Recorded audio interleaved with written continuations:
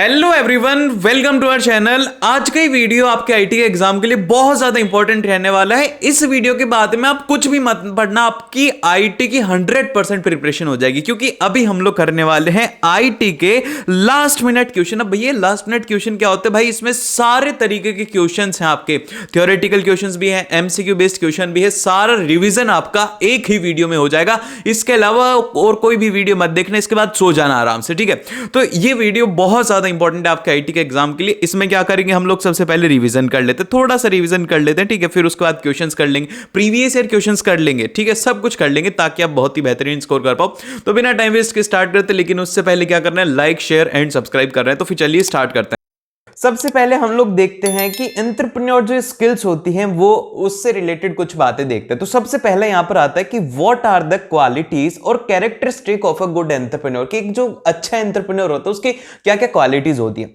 तो सबसे पहली जो उसकी क्वालिटी होती है ना, वो होती है लीडरशिप, कि वो एक अच्छा लीडर होता है। Must be lead a team for the achievement of a goal, कि एक जो एंटरप्रेन्योर होता है उसको अपनी टीम को लीड करना चाहिए जिससे कि वो गोल को अचीव कर पाए। और जो सेकंड कैरेक्टरिस्टिक होता है वो होता है रिस्क टेकिंग। रिस्क टेकिंग का क्या मतलब होता है? रिस्क टेकिंग का मतलब होता है कि rational planning and the firm decision bear the risk. मतलब कि जैसे कि मान लो कि एक एंटरप्रेन्योर होता है ना, वो कुछ ना कुछ एक नया डिजाइन करता है, तो अब वैसे तो जरूरी नहीं है कि वो हर बार चलेगा। अगर मान लो कि फेल हो जाएगा तो उसको उसका भी डिसीजन बनाना होता है। और फिर इसका जो थर्ड कैरेक्टरिस्टिक होता है वो होता है कि गोल ओरिएंटेड होना चाहिए, डिसीजन मेकर होना चाहिए, मोटिवेटर होना चाहिए और एक सेल्फ कॉन्फिडेंट होना चाहिए, कि उसको खुद के ऊपर विश्वास होना चाहिए। ऐसे ही आप लोगों को भी खुद पर विश्वास करो कि यार आईटी का सिलेबस आप मेरे से पढ़ रहे हो और आपके अच्छे नंबर नहीं आएंगे, डेफिनेटली अच्छे नंबर आएंगे और तुमने बहुत ही ज्यादा अच्छे तरीके से पढ़ाई कर रखी है। इतना अपने आप को सेल्फ मोटिवेट रखो और लास्ट के अंदर ट्रस्ट इन सेल्फ, खुद के ऊपर भरोसा रखो।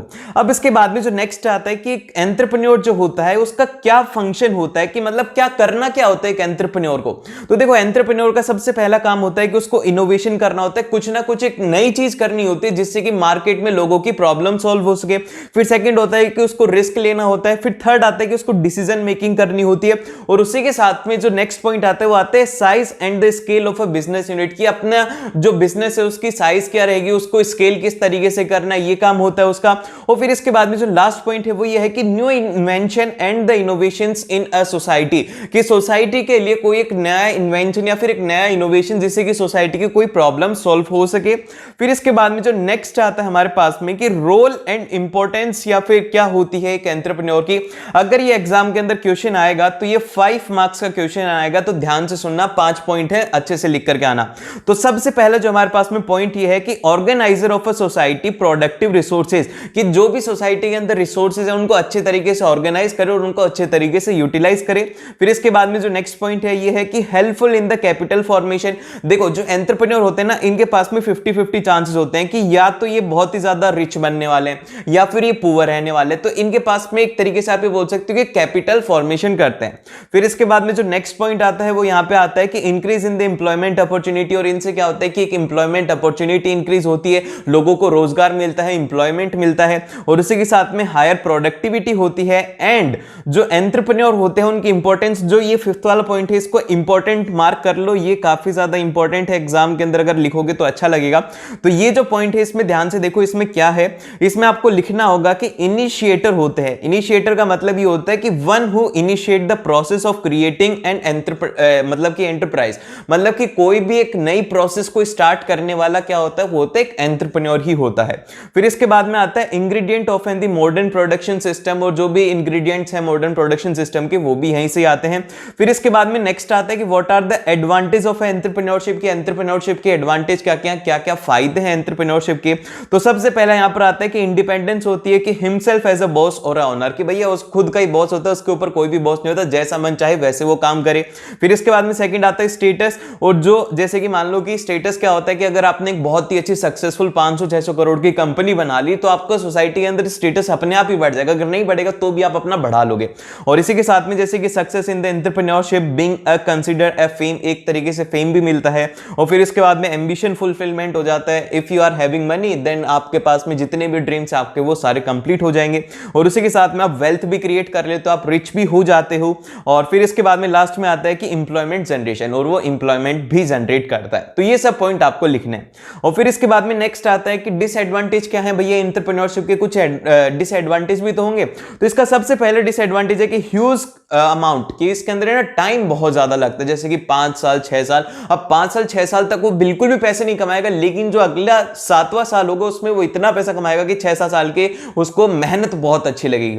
फिर इसके बाद में नेक्स्ट आता है कि वो रिस्क होता है, उसी के साथ में हार्डवर्क भी उसको करना होता है, बहुत ही ज्यादा हार्डवर्क करना होता है। जैसे कि हम तो सोचते हैं कि एंटरप्रेन्योर होते हैं, खुद के बॉस होता है तो काम नहीं करेगा तो भी चलेगा, तो भैया उसके लिए काम कौन करेगा, तो उसको खुद के लिए ही काम करना होता है, हार्डवर्क उसको बहुत ज्यादा करना होता है, उसको 24/7 अवेलेबल होना होता है। इसी के साथ में अनसर्टेन इनकम होती है, उसकी डिफाइन नहीं होती कि कितनी इनकम होगी, कभी कम होती है, कभी ज्यादा होती है, कभी बहुत ज्यादा हो जाती है, तो ये सब कुछ चलता है। इसी के साथ में इन्वेस्टमेंट भी उसको इसके लिए काफी ज्यादा चाहिए होता है, कि लोगों से पैसे चाहिए होते हैं, घर वालों से पैसे। अब इसके बाद में जो नेक्स्ट आता है वो आता है ग्रेन स्किल्स। अब देखिए ग्रेन स्किल्स के अंदर क्या होगा, जैसे कि सबसे पहला जो टॉपिक आता है ना इसमें वो आता है सस्टेनेबल डेवलपमेंट। अब सस्टेनेबल डेवलपमेंट क्या होता है, जैसे कि अभी है ना हम लोग है ना बहुत ही ज्यादा डेवलप हो चुके हैं। अगर आपको किसी जगह के ऊपर जाना है तो आप बाइक के ऊपर जाते हो, बाइक के अंदर आप डलाते हैं पेट्रोल, और पेट्रोल जो है उसको बनने में मिलियंस ऑफ ईयर्स लगते हैं। अब जो हमारी नेक्स्ट जनरेशन होगी उसको भी तो पेट्रोल की रिक्वायरमेंट होगी, वो भी तो चाहेगी कि भैया हमें भी हमारा भी डेवलपमेंट हो, तो उनको भी पेट्रोल की रिक्वायरमेंट होगी। लेकिन अगर आज हम लोग उनकी रिक्वायरमेंट को सोचे बिना ही अपना डेवलपमेंट करते रहते हैं तो क्या होगा कि उनके लिए रिसोर्सेज नहीं बचेंगे। तो सभी लोगों ने मिलकर के कहा कि भैया सस्टेनेबल डेवलपमेंट करेंगे, जिससे कि क्या होगा कि आज की रिक्वायरमेंट भी फुलफिल हो, और उसी के साथ में आगे की फ्यूचर की रिक्वायरमेंट को देख करके आज की हम लोग रिक्वायरमेंट को फुलफिल करेंगे। तो यही होता है सस्टेनेबल डेवलपमेंट। हम लोग इसको डिफाइन करेंगे कि development that meets the need of a present without compromising the ability of a future generation to meet our needs. मतलब कि हमारी नीड्स को तो फुलफिल करेंगे, लेकिन जो हमारी फ्यूचर वाली है ना, उनके फ्यूचर में जो आने वाली जनरेशन है उनके साथ में कोई भी कॉम्प्रोमाइज नहीं करेंगे। तो यहां पर अगर एग्जाम के अंदर लिखो तो कॉम्प्रोमाइज को अंडरलाइन कर देना। फिर इसके बाद में इसके प्रिंसिपल क्या क्या है, इसका सबसे पहला जो प्रिंसिपल है वो है हमारे पास में कि careful utilise all the resources, कि आप जितने भी रिसोर्सेज हैं उनको केयरफुल यूटिलाइज कीजिए। फिर सेकंड पॉइंट आता है कि conserve the resources so that they meet the demands and the requirement of a future generation. Resources को कंजर्व कीजिए जिससे कि जो नेक्स्ट जनरेशन है उनकी जो भी डिमांड्स है वो सब कुछ अच्छे से फुलफिल हो पाएगी।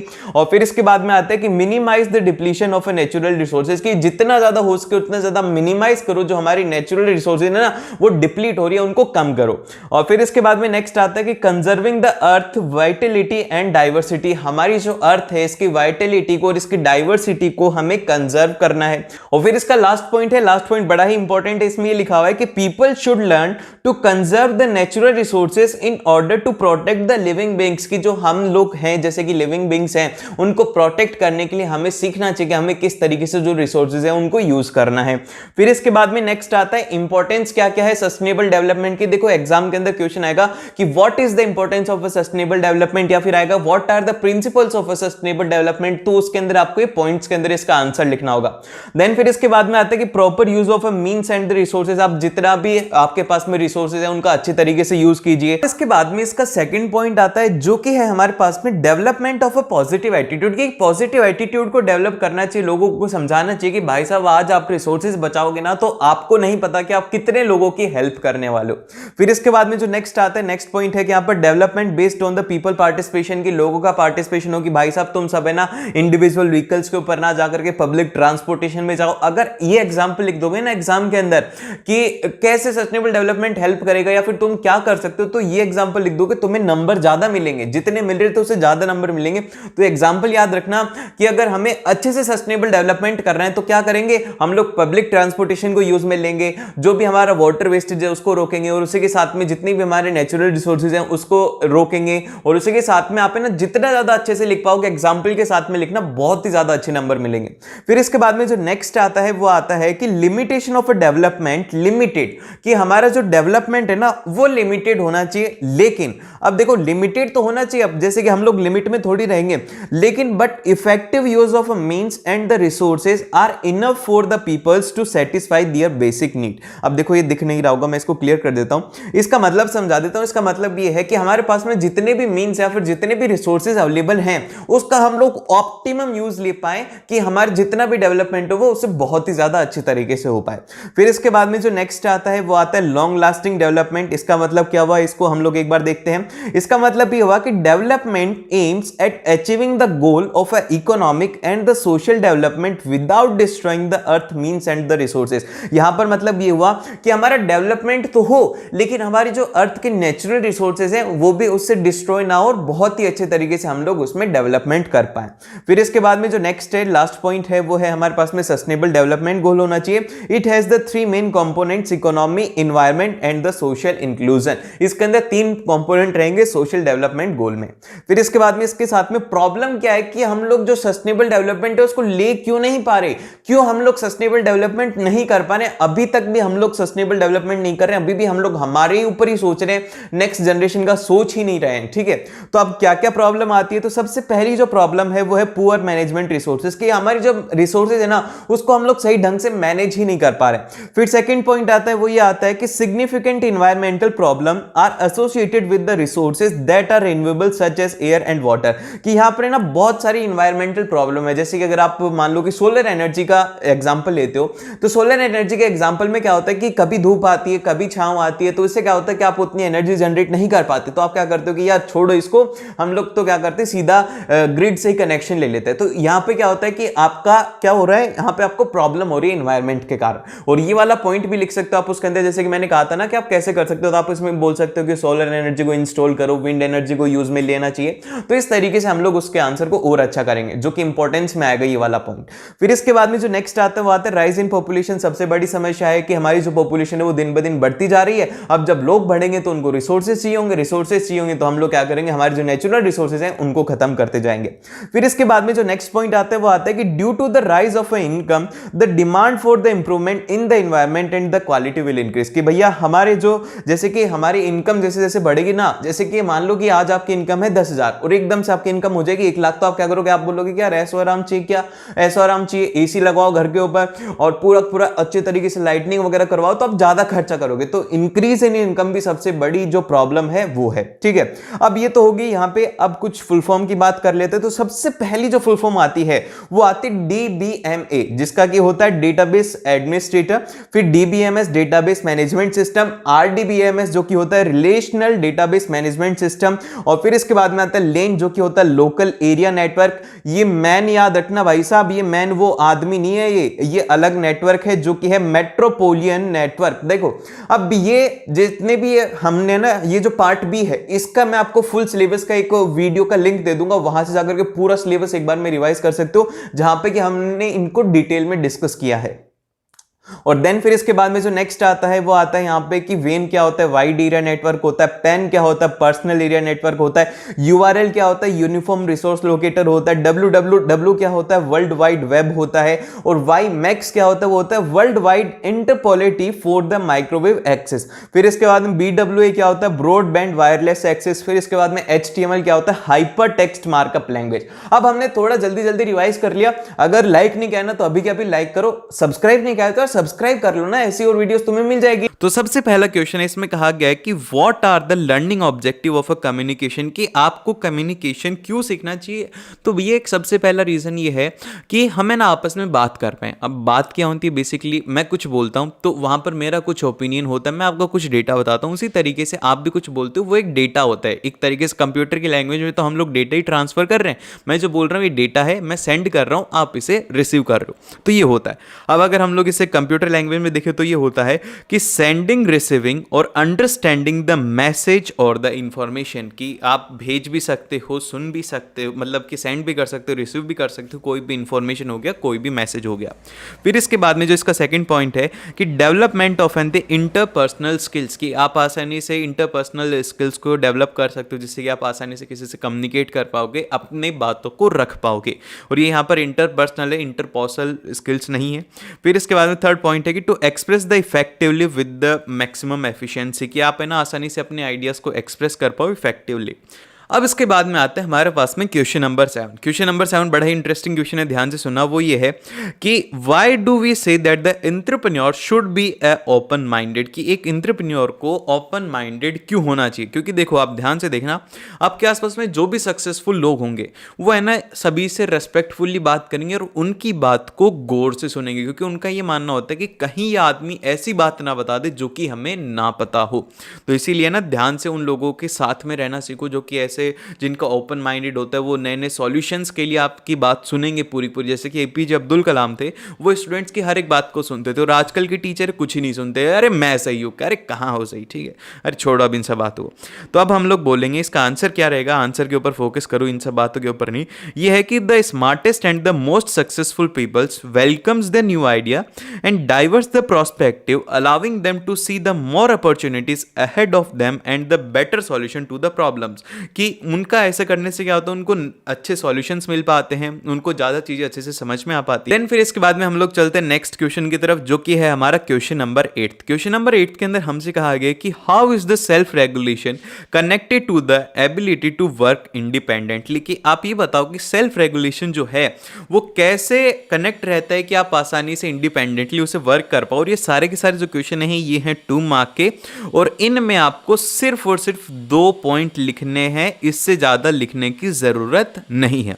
तो अब हम लोग यहाँ पर बोलेंगे इसका आंसर जो रहेगा हमारे पास में वो ये रहेगा कि the ability of work independently can be enhanced by being self regulated. अगर आपको जैसे कि खुद के ऊपर, जैसे कि मान लो कि आपको इंडिपेंडेंटली वर्क करना है, आपको किसी की भी नहीं सुननी, तो आपको सबसे पहले तो एक तो डिसिप्लिन के अंदर रहना पड़ेगा, सेल्फ रेगुलेटेड रहना पड़ेगा, आपको खुद के नियम कायदे बनाने होंगे कि इतने बजे उठना है, इतने बजे काम करना है, आपके ऊपर कोई भी बॉस नहीं है, तो आपको खुद का बॉस बनना पड़ेगा। फिर इसके बाद में आता है कि self regulation guides independent individuals as it helps them to consider long term consequences rather than just transient feeling। कि भैया यहाँ पर जो सेल्फ रेगुलेशन है वो क्या होता है कि जो भी इंडिपेंडेंट इंडिविजुअल्स होते हैं उनको हेल्प करता है कि उनका जो लॉन्ग टर्म विजन है, लॉन्ग टर्म कॉन्सिक्वेंसेज हैं, वो उनको आसानी से मिल पाए उस फीलिंग के साथ में।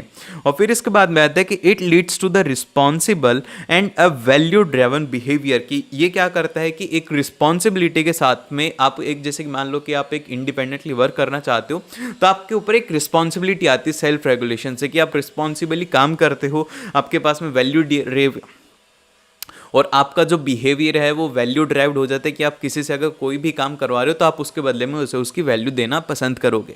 और फिर इसके बाद में नेक्स्ट आता है कि it teaches the self control and well directed efforts to reach the goal. और इसी के साथ में आपको ये भी सिखाता है कि किस तरीके से सेल्फ कंट्रोल करना है, किस तरीके से वेल डायरेक्टेड एफर्ट्स लगाना है जिससे कि आप अपने गोल को अचीव कर पाएँ।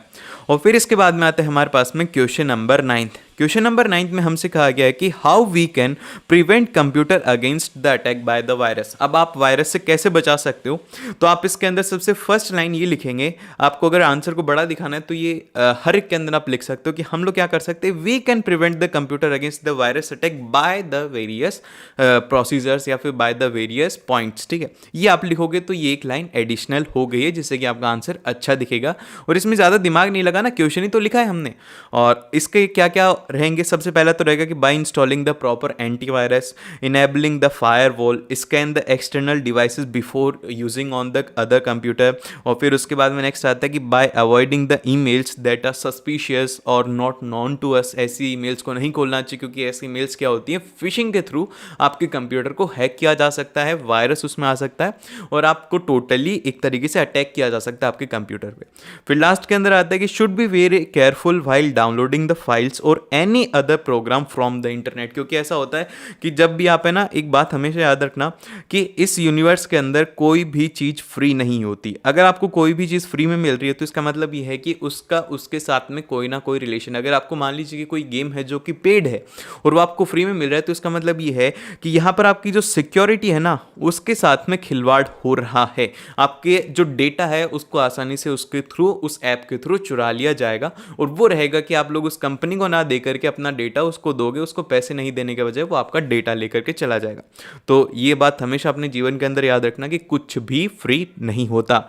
और फिर इसके बाद में आता है क्वेश्चन नंबर 10th, जिसके अंदर कि हमसे कहा गया है कि green economy promotes the sustainable development, justify the statement कि भैया ग्रीन इकोनॉमी है वो कैसे सस्टेनेबल डेवलपमेंट को प्रमोट करती है। तो हम लोग इसका आंसर लिखेंगे कि the focus of the green growth strategy is ensuring that the natural assets can deliver the full economic potential on a sustainable basis। कि भैया बेसिकली जो हमारे ये जो क्या बोल रहे हैं हम लोग ग्रीन इकोनॉमी, इसके थ्रू क्या है कि आप लोगों को ऐसी चीज़ों को प्रमोट करना है, ऐसी चीज़ों को करना है जिससे कि हमें ना पूरा पूरा पोटेंशियल ले पाए सस्टेनेबल चीज़ों का। जैसे कि आप मानो, मैं आपको एक बात बताता हूँ कि जो हमारी सोलर एनर्जी है ना, सोलर हमारे पास में इतनी तगड़ी एनर्जी है कि अगर सभी के घर पे सोलर लग जाए तो एक पैसा भी तो बिल का नहीं आएगा, और उसी के साथ में हम लोग हमारे इक्विपमेंट्स को आसानी से यूज़ करवाएंगे। अभी हम लोग यूज़ में लेते हैं, मम्मी बोलती है बंद कर दे उस फैन को, क्यों बार बार ऐसे चला रखा है, बिल आएगा। तो ऐसा होता है, इसलिए होता है क्योंकि हम टोटली उसके ऊपर डिपेंड हैं। अगर हम ये टोटली ग्रीन चले जाएंगे तो हमें उसकी चिंता ही नहीं रहेगी। ठीक है, समझ रहे हो मेरी बात।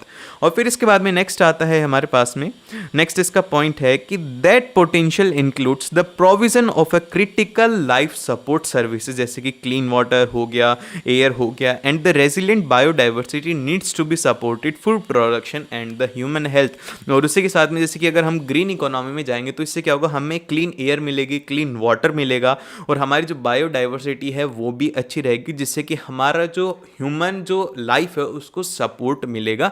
इसीलिए यहाँ पर ग्रीन जो इकोनॉमी है वो प्रमोट करती है सस्टेनेबल डेवलपमेंट को। और फिर इसके बाद में नेक्स्ट क्वेश्चन आता है क्वेश्चन नंबर 11th, जिसके अंदर कि हमसे कहा गया कि what do you understand by anchoring in a word processor. Anchoring का मतलब क्या होता है? एंकरिंग की सिंपल सी डेफिनेशन बताने तो हम लोग लिखेंगे कि anchoring refers to the reference point for the graphics and this point could be a page or a frame where the object is paragraph or even a character and image always has been a anchor point।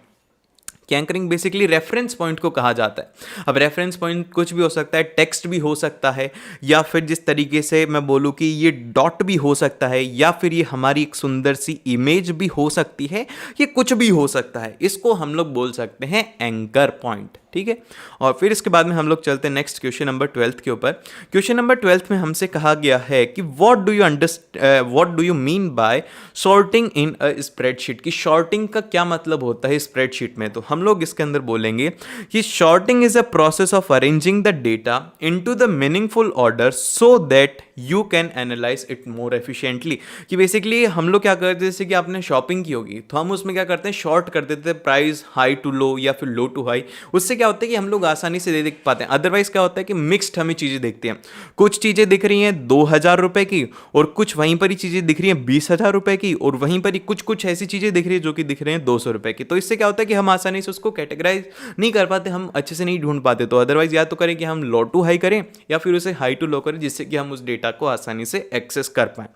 Then फिर इसके बाद में जो next आता है हमारे पास में क्वेश्चन नंबर 13, इसमें हमसे कहा गया है कि state any 4 etiquettes to be allowed while chatting on the internet. कि आप अपने दोस्त को चैट कर रहे हो तो कौन से ऐसे एटिकेट्स होने चाहिए आपके अंदर जो कि आपको फॉलो करने चाहिए। सबसे पहला जो एटिकेट है वो है हमारा message should be short and to the point. उसके बाद में आता है इसका सेकंड पॉइंट, जो कि है हमारे पास में कि always introduce your self by name if the screen name doesn't reflect it. Basically ये कहा गया है कि आप अपने रियल आइडेंटिटी के साथ में रहो, फेक आइडेंटिटी इसमें मत बनाओ।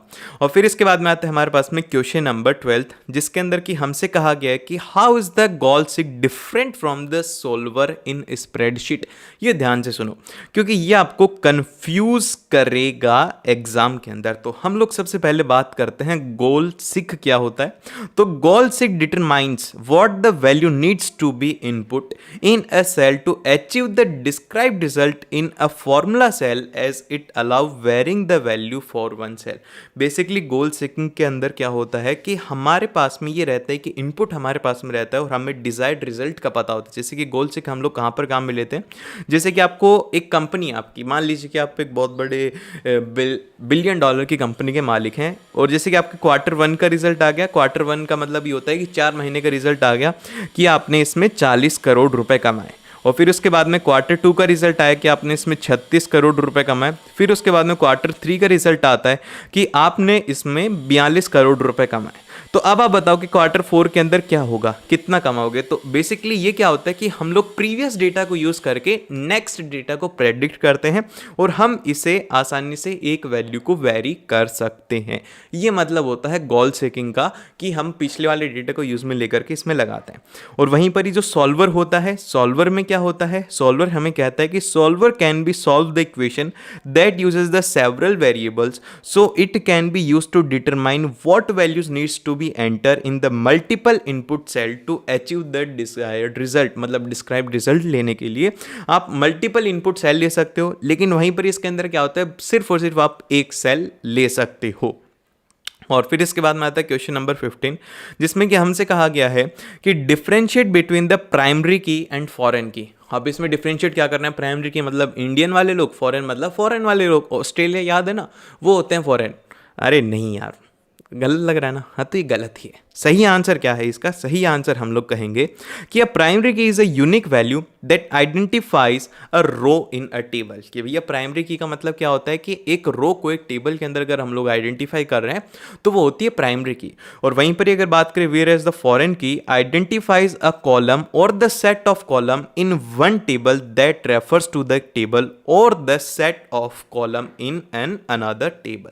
ठीक है, बेसिकली प्राइमरी की में हम लोग रो को रेफर करते हैं और वहीं पर जो फॉरेन की है उसके अंदर हम लोग कॉलम को करेंगे या फिर सेट ऑफ कॉलम को करेंगे उस टेबल के, या फिर हम लोग किसी और जो दूसरी रेफरेंस टेबल है उसको भी वहां पर रेफर कर सकते हैं। और फिर इसके बाद में जो नेक्स्ट है, ये वाला पॉइंट इसका याद रखना कि a table can have only primary key but a table can have multiple foreign key. Primary key एक ही रहेगी और जो फॉरेन की हैं वो मल्टीपल हो सकती हैं। इसमें आपसे एमसीक्यू भी पूछा जा सकता है कि what is the importance of a healthy lifestyle, give any 4 points. कि हेल्दी लाइफस्टाइल रखने के क्या फ़ायदे। तो सबसे पहला है कि हेल्दी ईटिंग हैबिट्स होनी चाहिए। क्या क्या होता है, मतलब कि बेसिकली हाँ, कि कैसे आप कर सकते हो हेल्दी लाइफ को। तो अच्छी आपकी खाने की हैबिट्स होनी चाहिए, फिजिकल एक्टिविटी होनी चाहिए, स्ट्रेस मैनेजमेंट आपका होना चाहिए, साउंड स्लीप आपकी होनी चाहिए। ये 5 पॉइंट, अरे 4 ही पॉइंट है, इनको याद रख लो। और फिर इसके बाद में जो नेक्स्ट है वो है क्वेश्चन नंबर 17, जिसके अंदर कि हमसे कहा गया है कि what do you understand by the term that is table of content and list the characteristic of a good table of content in a word processor. I think कि ये जो क्वेश्चन है ये है 3 मार्क का, और बाकी के अभी तक के जो क्वेश्चन थे वो थे 2 मार्क के, और बाकी के आप पेपर में देख ही लेना, आपको नीचे लिंक मिल जाएगा। तो अब हम लोग यहाँ पर क्या करेंगे, इसको हम लोग लिखेंगे कि the table of content is a snapshot of the heading and the page number in your document and doesn't automatically update itself as you make changes. It act as a map for the users. Basically यहाँ पर table of content क्या होता है, आपके जैसे कि index होती है ना, वैसे ही होता है। अगर आप कोई भी, जैसे कि मान लीजिए कि आप पीपीटी बना रहे हो, तो क्या होता है कि इसके अंदर आपका पूरा ये रहता है कि क्या क्या चीज़ें हैं, किस तरीके से, जैसे कि सबसे फर्स्ट इंट्रोडक्शन है, फिर सेकंड टॉपिक, फिर थर्ड टॉपिक, उसके फिर सब टॉपिक, फिर उसके बाद में टॉपिक, इस तरीके का यहाँ पे ये रहता है हमारा टेबल ऑफ कंटेंट। अब गुड टेबल ऑफ कंटेंट की क्या क्या क्वालिटीज़ रहेंगी, उसकी क्वालिटी ये रहेगी कि it should be easy to read, आसानी से पढ़ने में आना चाहिए। और फिर इसके बाद में नेक्स्ट आता है कि इट शुड बी ऑर्गेनाइज्ड, और उसका ऑर्गेनाइज अच्छे से होना चाहिए, उसका फॉर्मेट प्रॉपरली होना चाहिए। और फिर इसके बाद में आता है कि it must be accurate and easily accessible होना चाहिए, एक्यूरेट होना चाहिए। और फिर इसके बाद में it should be given after the title and the copyright page, और इसको जैसे कि किसके बाद में देना चाहिए वो आप याद रख लेना, टाइटल और कॉपीराइट पेज के बाद में टेबल ऑफ कंटेंट आता है। अब इसके बाद में आता है क्वेश्चन नंबर 18। तो हमारे पास में क्वेश्चन नंबर 18 इस तरीके से है कि explain the term scenario in relation to the spreadsheet with example. कि आपको स्प्रेडशीट के मतलब कि स्प्रेडशीट में हम लोग सिनेरियो क्या बोलते हैं वो बताना। तो मैं आपको अगर मोटी मोटी भाषा के अंदर समझाऊं तो सिनेरियो क्या होता है, बेसिकली एक व्हाट इफ वाला क्वेश्चन होता है। मतलब क्या हुआ भैया, मतलब इसका ये हुआ कि अगर ये हुआ तो क्या होगा, अगर ये है तो क्या होगा। समझे मेरी बात, नहीं समझे? और एक एग्जांपल अच्छे से समझाता हूं। जैसे कि मान लो कि आप है ना एक बैंक के अंदर पैसे डिपॉजिट करने के लिए जाते हो। आज आप जाते हो, आप बोलते हो कि भाई साहब मेरे पास में 20 लाख रुपए हैं, मेरे को अगर आप लोग, वो बोलते हैं कि सर हम आपको 7% इंटरेस्ट देंगे और आपको 10 साल बाद में इतना पैसा होकर के मिल जाएगा। तो आप क्या करते हो, वहीं पर एक क्रॉस क्वेश्चन करते हो कि अगर 7% ना हो करके मान लीजिए कि किसी ईयर अगर मेरा 6% हो जाता है, अगर मान लो कि आप डिक्रीज कर दो 6% तो क्या होगा, या अगर आप इंक्रीज कर दो तो क्या होगा। ऐसी जो सिचुएशन होती है इसको हम लोग बोलते हैं सिनेरियो। समझ गए? अब हम लोग एक बार इसकी डेफिनेशन देख लेते हैं। इसकी डेफिनेशन बड़ी ही सिंपल है। इसकी डेफिनेशन ये है कि scenario are the tool to test what if questions, की एक ऐसा टूल होता है जिससे कि हम लोग व्हाट इफ क्वेश्चन को डिस्कस कर सकते हैं। And each scenario is a name और कैन बी एडिटेड और फॉर्मेट सेपरेटली, कि हर एक सिनेरियो जो होता है उसका नाम होता है और उसको आसानी से एडिट किया जा सकता है, फॉर्मेट किया जा सकता है सेपरेटली। और फिर इसके बाद में आता है कि when you print the spreadsheet only the content of the currently active scenario is printed, कि भैया जैसे कि मान लो कि हमारे पास में दो सिनेरियो कि सर या तो आपको 7% इंटरेस्ट मिलेगा या फिर 8% मिलेगा, लेकिन जब वो प्रिंट होगी तो उनमें से बस एक ही यहाँ पर हमारे पास में प्रिंट होगा। और फिर उसी के साथ में जो नेक्स्ट इसका पॉइंट है कि a scenario is essential a saved set of a cell value for your calculation. Basically एक वैल्यू सेव रहती है कि 6% मिलेगा, 7% मिलेगा, 8% मिलेगा, बस एक वैल्यू यहाँ पर इसमें सेव रहती है। अब एग्जाम्पल इसी का यही दिया हुआ है तो आप इसे पढ़ लेना, स्क्रीनशॉट इसका ले लेना। फिर इसके बाद में नेक्स्ट आता है कि 19th क्वेश्चन, जिसमें कि आपसे कहा गया है कि आप एक्सप्लेन करो different kinds of online threats, कि किस तरीके के ऑनलाइन अटैक होते हैं। ये जो क्वेश्चन है ये है 4 मार्क का, और जो लास्ट वाला क्वेश्चन था वो भी था हमारे पास में 4 मार्क का। अब इसमें जो हमारे पास में क्या क्या तरीके हैं, सबसे पहला जो तरीका है वो है फिशिंग का। अब फिशिंग क्या होता है, बेसिकली इसमें क्या होता है कि आपको एक मेल आएगी जो कि एकदम से ब्लैंक होगी या फिर उसमें कुछ भी लिखा होगा। ऐसा कहा जाएगा कि आप लोग जीत चुके हैं 20 लाख की लॉटरी, इस लिंक के ऊपर क्लिक करें। मेरे पास में दिन में ऐसे 20 मेल आती रहती है जिनके अंदर लिखा रहता है कि आप जीत गए हैं 10 लाख की लॉटरी, इसके ऊपर क्लिक करें। फिर इसके बाद में जो नेक्स्ट आता है वो आता है मेलवेयर का। अब मेलवेयर के अंदर क्या होता है कि malware is a malicious software such as spyware, ransomware, viruses and a worm. और बेसिकली क्या होता है कि मेलवेयर कहीं से भी आ सकता है, जैसे कि कोई ने आपको पेन ड्राइव दे दी, आपको नीचे गिरी हुई पेन ड्राइव मिल गई, या फिर आपको कोई सीडी मिल गया, फिर आपने कोई फाइल डाउनलोड कर ली, तो एक ऐसा सॉफ्टवेयर रहेगा जो कि क्या करेगा, आपके ना जैसे कि आपके कंप्यूटर के अंदर ना रैंडमली चीज़ें होने लग जाएंगी, आपका डेटा ब्रीच कर जाएगा, आपका कंप्यूटर हैंग होने लग जाएगा। तो ऐसी चीज़ें यहाँ पर होने लग जाती हैं और आपका डेटा फ्रीज हो सकता है। और फिर इसके बाद में जो नेक्स्ट है साइबर अटैक तरीके का, वो होता है ईमेल स्पूफिंग। इसके अंदर क्या होता है कि बेसिकली डेटा ऐसा लगता है कि वो रियली में ओरिजिनेटेड होता है लेकिन वो वहाँ से आता ही नहीं है, इसे हम लोग कहते हैं ईमेल स्पूफिंग।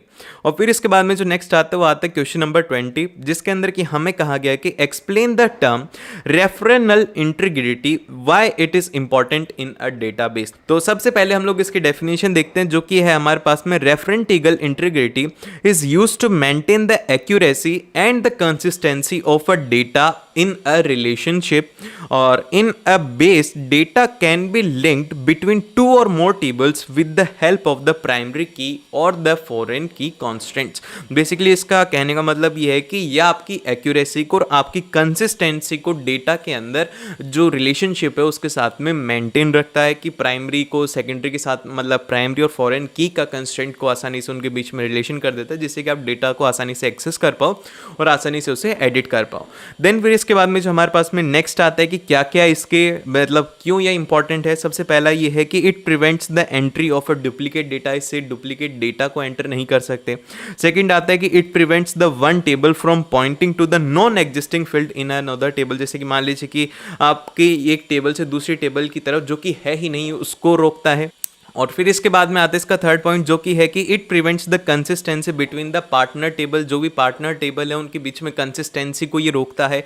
और उसी के साथ में it prevents the deletion of a record that contain a value referred by the foreign की इन अनदर टेबल। जैसे कि मान लो कि आपने किसी और टेबल के अंदर उसको रेफर किया और गलती से वो डिलीट ना हो जाए, उसका भी ध्यान यहाँ पर यही रखता है। इसमें कहा गया है कि operating system enables the multiple user, यहाँ पे बोला गया है कि enables the multiple user to work on the same computer at a different time simultaneously, कि मतलब एक ही जो मतलब एक सिस्टम है जिसके अंदर की मल्टीपल यूजर्स उसमें काम कर सकते हैं, तो ये क्या बोलेंगे आप इसको मल्टी प्रोग्रामिंग बोलेंगे, मल्टी प्रोसेसर बोलेंगे, मल्टी यूजर बोलेंगे, या फिर मल्टी टास्किंग बोलेंगे। तो भैया सिंपल सी बात है, मल्टीपल यूजर है तो हम लोग इसको क्या कहेंगे, इसको हम लोग बोलेंगे मल्टी यूजर। तो इसीलिए इसका option number C correct answer हो गया।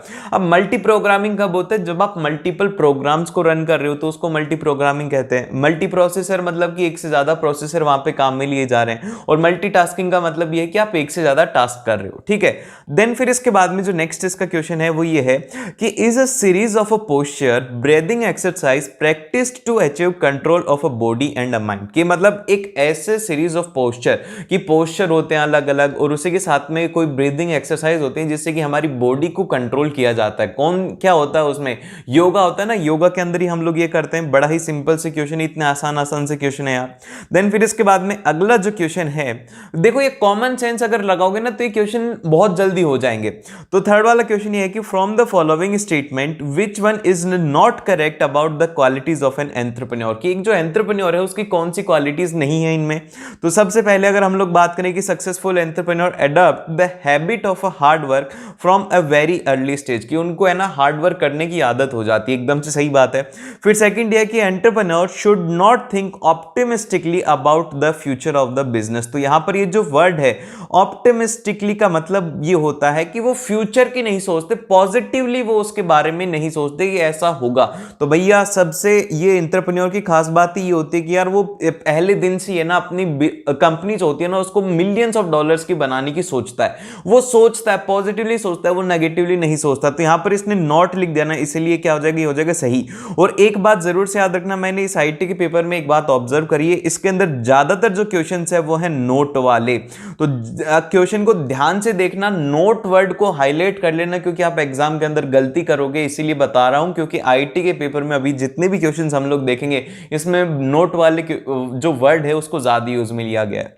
देन फिर इसके बाद में इसका फोर्थ क्वेश्चन आता है। फोर्थ क्वेश्चन में हमसे पूछा गया है कि to remove the temporary file we type, के हम क्या कौन सा कमांड को यूज में लेंगे। तो ये कमांड आपको याद होना चाहिए, वो होता है ये परसेंटेज टेम्प परसेंटेज, ठीक है। ये मेरे को नाम याद नहीं आ रहा है, परसेंटेज को परसेंटेज ही कहते होंगे, अगर मैं गलत हूं तो एक बार करेक्ट कर देना।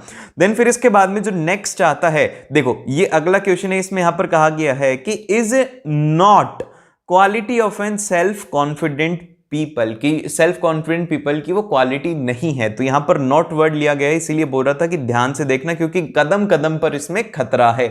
तो यहां पर बोला गया है डिपेंडेंट होते हैं वो, पॉजिटिव एटीट्यूड होता है उनका, हार्ड वर्किंग होता है, कमिटमेंट होती है उनकी। तो भैया जो सेल्फ कॉन्फिडेंट पीपल होते हैं ना वो कभी भी डिपेंडेंट नहीं होते। तो इसीलिए इसका जो करेक्ट आंसर हो जाएगा ए ऑप्शन एकदम से करेक्ट हो जाएगा, क्योंकि जो सेल्फ कॉन्फिडेंट होता है ना उनको लगता है कि हाँ यार मैं कर सकता हूं, तो वो डिपेंड ही नहीं करता किसी के ऊपर भी कि मेरे को ये इंसान मिल जाए या फिर इसकी वजह से मैं कर लूं, ऐसा वो कभी करता ही नहीं। देन फिर इसके बाद में अगला जो क्वेश्चन आता है, अगले क्वेश्चन में हमसे कहा गया है कि from the following statement which one is not. देखो फिर से यहां पर ये आ गया, नोट के साथ में आपसे गेम खेला जाएगा, तो ध्यान से क्वेश्चन को पढ़ना। नॉट, अरे यार क्या हो गया, हाँ, तो not an positive impact of N entrepreneurship on society, की एक पॉजिटिव इंपैक्ट नहीं होता एंटरप्रेन्योर का सोसाइटी के ऊपर। तो हम लोग इसमें बोलेंगे क्या क्या ऑप्शन गिवन है। सबसे पहला है कि स्टिमुलस इनोवेशन एंड एफिशिएंसी, कि भैया जो एंटरप्रेन्योर होता है उससे नया नया इनोवेशन होता है, एफिशिएंसी आती है काम करने में, एकदम से सही बात है। सेकंड ये आता है कि creates the job and employment opportunity, job भी क्रिएट होती है, एम्प्लॉयमेंट भी मिलती है लोगों को, ये भी सही है। Solve the problem of society, ये भी सही है। और लास्ट वाले के अंदर हमें दिया गया है कि discourage the welfare of society, ये गलत है यार, डिस्करेज नहीं करता, वो इंकरेज करता है वेलफेयर ऑफ सोसाइटी का, कि आप लोग भी कुछ ऐसा कीजिए जिस तरीके से हम देखते हैं इस शार्क टैंक वगैरह में, आप लोग देखते ही होंगे कि शार्क टैंक में किस तरीके से एक छोटे से लड़के ने इतनी बड़ी कंपनी बना दी। तो वो क्या करता है, इंकरेज करता है वेलफेयर ऑफ सोसाइटी को। तो यहां पर डिस्करेज जो वर्ड है इसी वजह से गलत हो गया है, और इसमें गलत ही पूछा था। फिर इसके बाद में अगला क्वेश्चन आता है, क्वेश्चन नंबर 2 में आप लोगों को 5 करने हैं 6 में से। ध्यान से देख लेना ऊपर क्वेश्चन में कितना लिखा हुआ है, 5 करने हैं, कितने में से करने हैं। तो यहां पर इसमें सबसे पहला जो क्वेश्चन है वो सीधा थ्योरेटिकल बेस्ड क्वेश्चन है। तो ये क्वेश्चन आप लोगों के लिए जल्दी से आप लोग इसका आंसर बताएंगे कि key is used to reduce the repetitive strain. Repetitive strain को रिड्यूस करने के लिए कौन सी की को यूज लेते हैं? स्टिकी की होती है, सीरियल की होती है, माउस की होती है या फिर टॉगल की होती है? जल्दी से कमेंट सेक्शन में इसका आंसर बताइए। हम लोग चलते सीधा नेक्स्ट क्वेश्चन के अंदर। नेक्स्ट क्वेश्चन में हमसे कहा गया है कि means that the query use a criteria you provide to hide some data and display only the required data. तो मतलब आप यहां पर क्या कर रहे हो कि आपके पास में कुछ एक अमाउंट ऑफ डेटा है और आप जैसे कि मान लो कि आपके पास में 3 डेटा है। मैं आपको अच्छे से एक बार एक एग्जांपल से समझाता हूं। आपके पास में ए, बी, सी ये 3 डेटा है, ठीक है, बहुत सारे डेटा है और आप चाहते हो कि इसमें से कुछ डेटा हट जाए और कुछ डेटा ही बचे। तो जैसे कि आपने ना ये बताओ यार, ये बेकार एग्जांपल है, देसी एग्जांपल समझो। जैसे कि पानी के अंदर है मिट्टी, तो आप क्या करोगे, छलनी से उसको छान लोगे। तो आपने क्या किया, फिल्टर किया। तो इसी तरीके से आप कुछ डेटा को हाइड कर रहे हो और कुछ डेटा को छोड़ रहे हो। तो यहां पर क्या कर रहे हो, आप एक तरीके से फिल्टर कर रहे हो। तो इसीलिए ये जो प्रोसेस होती है इसको हम लोग कहते हैं फिल्टरिंग, इसका नाम हो जाएगा एकदम से करेक्ट। देन फिर इसके बाद में जो नेक्स्ट आते हैं, नेक्स्ट क्वेश्चन में हमसे कहा गया है, नेक्स्ट क्वेश्चन हम लोग पढ़ते हैं क्या कहा गया है, देख तो लें एक बार। तो इसमें कहा गया है कि which of the following application is not, देखो फिर से यहां पर is not appropriate to store a data about ABC bank customer, की कौन से वाला जो है वो एप्रोप्रिएट नहीं रहेगा। इसमें दिया गया है ओपन ऑफिस बेस हो गया, ओपन ऑफिस राइटर हो गया, एमएस एक्सेस हो गया या फिर एमएस एक्सेल हो गया। तो भैया इसके अंदर जो सही बात है वो है ओपन ऑफिस राइटर की। राइटर के अंदर कैसे होगा, डेटा से। तो भैया ये तो कॉमन सेंस का क्वेश्चन था। देन फिर इसके बाद में आता है अगला क्वेश्चन। अगले क्वेश्चन में हमसे कहा गया है कि when you open a new spreadsheet by default it has the sheet named, कि उसका नाम क्या होता है। चाहे इसे आप पावर पॉइंट के अंदर खोलो या फिर आप वर्ड के अंदर खोलो, तो उनका जो नाम होता है ना वो सीधा सा होता है हमारे पास में। जैसे कि पावर पॉइंट में क्या बनाते हैं, प्रेजेंटेशन, तो प्रेजेंटेशन का नाम हो जाता है प्रेजेंटेशन 1। बाय डिफॉल्ट होता है वो, आप उसके अंदर नाम नहीं डालते, फिर आप उसको कट करके चेंज कर सकते हो, लेकिन बाय डिफॉल्ट उसके अंदर नाम ये रहता है। तो इसी तरीके से आप स्प्रेडशीट बना रहे हो, तो यहां पे क्या आप क्रिएट कर रहे हो, यहां पर आप एक शीट क्रिएट कर रहे हो। तो शीट क्रिएट कर रहे हो तो शीट के आगे 1 लग जाएगा, ठीक है। इसीलिए जो इसका करेक्ट आंसर हो जाएगा ए ऑप्शन एकदम से करेक्ट होने वाला है। देन फिर इसके बाद में अगला जो क्वेश्चन आता है, अगले क्वेश्चन में हमसे कहा गया है कि in a word processor option is selected for scale resizing of a image, कि आपको एक इमेज है उसको रीसाइज करना है। मतलब कि जैसे कि आपको अभी मैं जैसे कि वीडियो बना रहा हूं, तो इस वीडियो का साइज कुछ और है, अगर मेरे को इसको रीसाइज करना है तो मैं जब इसकी एडिटिंग करता हूं तो वहां पर मेरे को एक ऑप्शन मिलता है। जो ऑप्शन क्या होता है, वो होता है कीप रेशियो। कीप रेशियो इसका ऑप्शन होता है जिसकी हेल्प से मैं इसको है ना रीसाइज कर पाता हूं, जितनी साइज है उतनी साइज इसको मैं रख पाता हूं। फिर इसके बाद में अगला जो क्वेश्चन है, अगले क्वेश्चन में हमसे कहा गया कि multiple choices of the same file leads to, कि मतलब एक ही जैसी बहुत सारी फाइल की कॉपीज आप जनरेट कर रहे हो तो क्या होगा। तो भैया एक तरीके से आपका डेटा क्या हो रहा है, डेटा हो रहा है यहां पे कॉपी, ठीक है। क्या हो रहा है यहां पे, डेटा कॉपी हो रहा है। अब डेटा जब कॉपी हो रहा है तो इसको क्या कहते हैं। तो भैया ये हम लोगों ने शॉर्ट नोट्स में डिस्कस किया था, डीबीएमएस के शॉर्ट नोट्स मैंने अपलोड कर दिए हैं, लिंक मिल जाएगा, वहां से जाकर के देख लेना। डीबीएमएस यूनिट बहुत ही ज्यादा इंपॉर्टेंट है, इससे बहुत सारे क्वेश्चन आएंगे, तो उसको मिस मत करना, वो वीडियो का लिंक दे रहा हूं। तो यहां पर जो डेटा को कॉपी करना होता है, डुप्लीकेशन ऑफ डेटा जो होता है उसको हम लोग बोलते हैं डेटा रिडंडेंसी, डेटा रिडंडेंसी कहते हैं। तो इसीलिए इसका जो ऑप्शन नंबर सी है वो एकदम से करेक्ट हो जाएगा। फिर इसके बाद में अगले बार जो आता है हमारे पास में आता है क्वेश्चन नंबर 3, जिसके अंदर कि आपको 5 क्वेश्चन करने हैं किसी भी 6 क्वेश्चन में से, ठीक है। अब इसके बाद में तो सबसे पहला जो क्वेश्चन है कि it is the reference point for the graphics which is created while positioning any image. This point could be a page frame where the object is either a paragraph or even a character in a word processor, की मतलब यहां पर बोला गया है कि एक reference है जिसके अंदर ग्राफिक्स क्रिएट हो रहा है और इसके अंदर जो इमेज है उसकी पोजिशनिंग करनी है। एंड दिस पॉइंट जो है उसके अंदर कोई पेज हो सकता है, फ्रेम हो सकता है, और जो ऑब्जेक्ट है वो पैराग्राफ हो सकता है, फिर कोई भी एक कैरेक्टर हो सकता है। तो ये क्या करेंगे आप इसके अंदर, तो सिंपल सी बात है, इसके अंदर आप लोग जो यूज में लेंगे वो लेंगे एंकरिंग, इसमें यूज लेने वाले। देन फिर इसके बाद में अगला जो क्वेश्चन आता है, इसमें कहा गया है कि identify the property which help to set the number of the character in the text. अब देखो यहां पर लिखा गया है, वो लिखा गया है set the number of character, number of character. Number of character कितना होता है, नंबर ऑफ कैरेक्टर मतलब ये होता है कि कितने उसमें कैरेक्टर हैं। जैसे कि अभी मैं लिख दूं A YUSH। अभी यहां पर ये वर्ड है, इस वर्ड के अंदर कितने कैरेक्टर होंगे? इस वर्ड के अंदर आपके पास में कैरेक्टर होंगे 5। तो हमने क्या किया, बेसिकली इसकी लेंथ को काउंट किया। तो इसीलिए इसका जो करेक्ट आंसर हो जाएगा, इसमें पूछा गया है कि कौन से टाइप का प्रॉपर्टी रहेगी, तो इसके अंदर हम लोग इसका आंसर देंगे, वो देंगे लेंथ, इसका करेक्ट ऑप्शन होने वाला है।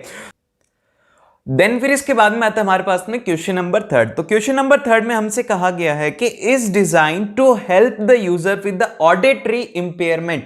ऑडिटरी इंपेयरमेंट के लिए हम लोग क्या यूज में लेंगे? तो इसके लिए हम जब पढ़ते हैं तो उसके अंदर एक वर्ड आता है, स्पेसिफिकली एक वर्ड वहां पे गिवन है।